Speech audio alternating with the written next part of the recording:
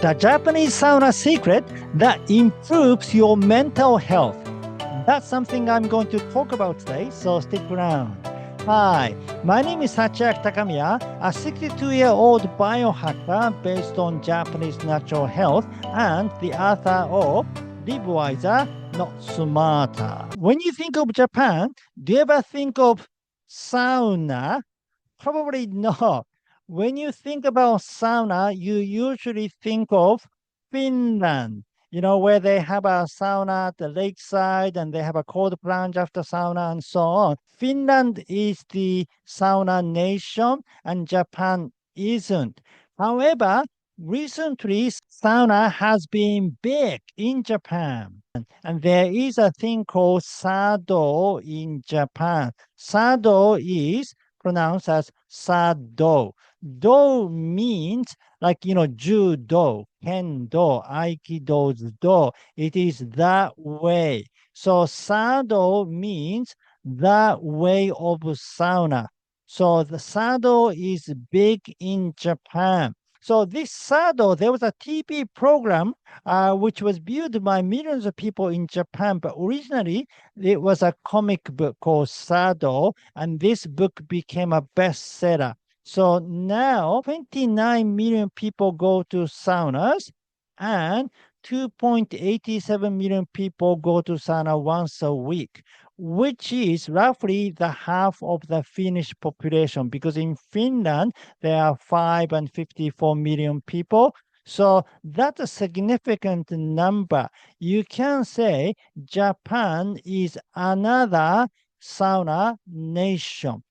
And it is not surprising considering our onsen culture. We have a natural hot spring everywhere in Japan. Throughout Japan, there are so many onsen facilities. And usually we have sauna at our onsen facilities. So we have a bathtub, but also a sauna room, which is very common.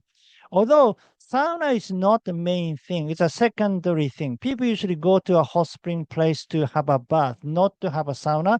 But because there is sauna room, people end up having sauna as well. But recently, sauna has become the main activity. Many people come to a hot spring facility like this to have sauna. And there are unique way of having sauna. I mean, unique compared to the West, such as North America or the UK and country like that, where the sauna is not the main thing. I mean, so excluding Scandinavian country, especially Finland, because Japanese way of having sauna is pretty much similar to the Finnish way of having sauna. Now, so this sado is the key to increasing health span, especially your mental health. Yes, the Japanese way of having sauna can improve your mental health. So in today's video, I'll first share with you about Totonou, which is a keyword in Japanese sauna culture. One thing we do, people go to sauna to experience Totonou. So what is Totonou? I'll share with you in a minute. And then 3 steps of having sauna in Japan. How do we actually have sauna in Japan? And finally, why Sado is better for longevity. When I say longevity, increasing your health span. So why Sado is critical for increasing your health span and why it is better than regular Western approach. So if you're curious about the Japanese secret, please watch the video until the end. Those of you who just discovered this video today, this is the Ikigai diet channel, which is a health and longevity channel. We usually cover things like diet, exercise, mindset, and sometimes we cover Japanese blue zones because there are several blue zones in Japan other than Okinawa, and we cover from traditional Japanese health method to modern Japanese health trends such as chokatsu. So basically, this is the channel about how to increase health span for people over 50 or 60. So if you're interested, please subscribe to this channel. Thank you. Okay, so what is Totonou? Totonou is this. So it is called Gaikyoku outdoor rest. So when we have sauna in Japan, first we have a sauna, then we have a cold plunge, then after we rest outdoor. This is the important step. And then when we rest outdoor, we experience Totonou. Totonou is a state of mindfulness. You feel very relaxed and you kind of become very meditative and then yeah, basically it is a mindfulness. So it is like Zen in that sense. You have the same kind of mindfulness, but sauna is easier because you use your physical sensation to bring to that mental state. While if you practice Zen, you need to do everything, mentally. But while sauna, you are using your body to produce that mental state. Now, mindfulness is the key in staying healthy.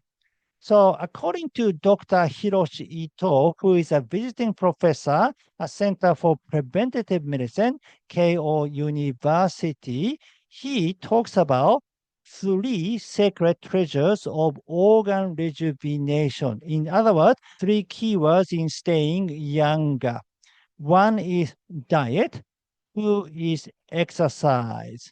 Yes, many of us think those two are important, but three is mindfulness. So he lists mindfulness as one of the three main things for staying healthy longer. And I think this is very important because even people who are very health conscious, some people do too much. They practice fasting all the time, they exercise a lot and so on, but they don't have this mindfulness enough so that you apply stress too much. It is important to relax. Okay, so now three steps of having a sauna in Japan. How do we practice sauna in Japan? First, we have a sauna, and the temperature is about 80 to 90 degrees centigrade, which is 176 to 195 Fahrenheit. And we stay there for about 6 to 12 minutes. 12 minutes is the maximum. In fact, Japanese doctors say you should not stay there longer than 12 minutes. That becomes too dangerous, which is quite different because I know some biohackers in the West stay in the sauna for 20 minutes or 30 minutes. That's too long. The idea is don't overdo it. Very important to not apply too much stress. Now, the second process is mizuburo, which is a cold plunge pool, and the temperature is 16 to 70 degrees centigrade, which is 61 to 63 Fahrenheit. Again, this is slightly higher than your regular cold plunging pool in the West. You probably stay in the cold bath with a lower temperature. And we usually stay there between 1 to 3 minutes. Again, the length is probably shorter because some of you stay there longer than 3 minutes. So again, the Japanese doctors advise you not to stay there longer than 3 minutes. That becomes dangerous. Then we practice gai kyoku. We go outside and rest for 10 to 15 minutes. That's when we experience Totonou, the state of mindfulness. And we do this 3 sets. So each set consists of sauna, mizuburo, and gaikyoku, and we do it 3 times. And the whole purpose is to experience Totonou. So the goal is Totonou, to experience this mindfulness. And for some reason, that temperature range and duration seem to work to bring this mental state. But in the West, many people, especially many biohackers or people who are really into health and longevity seem to regard sauna as like an endurance experience. And, some of you stay there for like 20 minutes or 30 minutes, and then the sauna becomes more like a challenge. But in Japan, sauna is relaxation. I mean, sauna session itself is not relaxing. It is still endurance in Japan too. But I'm talking about the whole sauna experience, which include sauna session, mizuburo, and gaikyoku. All three activity is for relaxation. The relaxation is the main goal of having a sauna.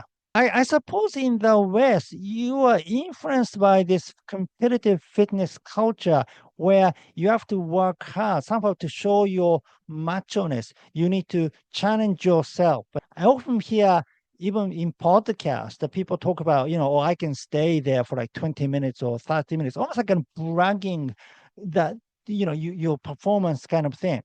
But we don't have this kind of competitive mindset in Japanese fitness field. People usually practice Taiso, and there's no performance in Taiso. There's no, you have a bigger muscles or you can run faster. There's no performance involved in Taiso. So we don't have that kind of mentality. Now, some of you may have a different image about Japan because we have Bushido, which is the kind of mind of, martial art practitioners. They do a hardcore practice. So this is called Kangeiko, practice among the martial art practitioners. In the wintertime, they, exercise in the ocean and so on. And we also have a Takigyo, which is practice among Shugendo practitioners to stay in a waterfall for about 1 hour in wintertime and so on. But that was thing of the past, not in a modern day Japan. Well, for a certain extent, that still exists in a teenage athletic culture, such as high school baseball. They train very hard. But once you become adult, you are exercising for health. The environment is completely different. So we have a fitness trainers. They make sure to keep the safety. The safety is the most important thing. So they never push you to work hard. They make sure that you start with a light weight.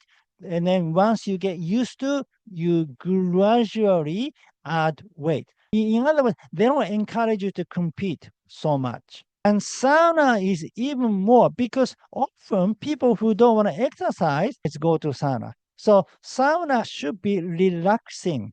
If it's a hard work, like exercise, then what is the point of going to sauna? Then you might as well exercise. And then people come to sauna not only just for the sauna, but they have other fun things such as sauna drink. Yes, we have a specific sauna drink called Oropo. This is very popular. Many people like to drink it after having sauna. And then we have a sauna meshi, which is a sauna food. So there are certain food that people like to eat after having sauna. So the entire experience is a part of sauna culture, and people practice sauna because of those fun aspects. Therefore, sauna is a leisure. It's not a sport or it's not an exercise.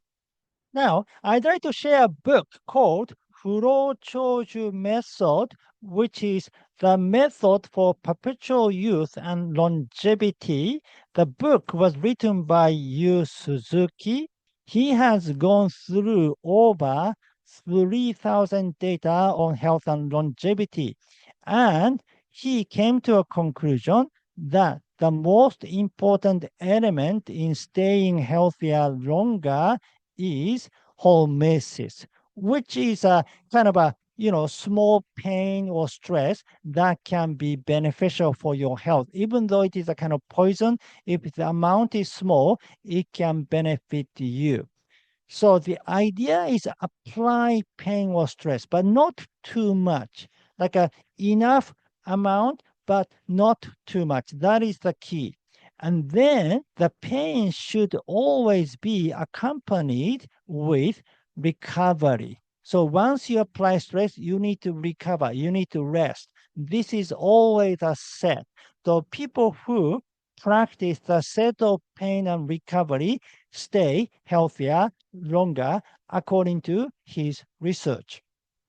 Now, this is interesting because, in yoga, they talk about the same thing. They always talk about tension and relaxation. Those are the set. Once you tense up your muscle, then you need to release and then you need to relax for 10 seconds or something. The relaxation is always part of your regimen. And in the case of sauna, so sauna is the pain part, and cold plunge is pain part, but gaikyoku is the relaxation part. So after the pain, we have recovery. So Sado is a healthy leisure. So it's a leisure, yet it is healthy. I mean, generally speaking, if you practice Japanese style sauna, yeah, you definitely you improve your heart health tremendously and you improve your mental health tremendously. And but it's not too hard. It's comfortable enough to do it. Therefore, people can continue doing it for a long time and it can become your ikigai. Now, if you want to know more about the Japanese sauna culture, please read chapter 6, Optimizing Sauna, Bath, and Cold Showers in my book, Live Wiser, Not Smarter. The book covers many other useful topics such as diet, egg fasting, exercise, sleep, and heat and cold exposure, and finally, brain optimization. Okay, thank you for watching. Again, my name is Hachiaki Takamiya. If you like this video, please give me your thumb up and subscribe to this channel. And please leave your comment. How do you practice sauna? And what is the common way of practicing sauna in your country? Now, I said Japanese doctors are warning against staying in the sauna longer than 12 minutes. But if you do, what happens? Well, there are personal differences and also racial differences when it comes to temperature tolerance. But this is what happens to me. So if you're curious, please watch this video.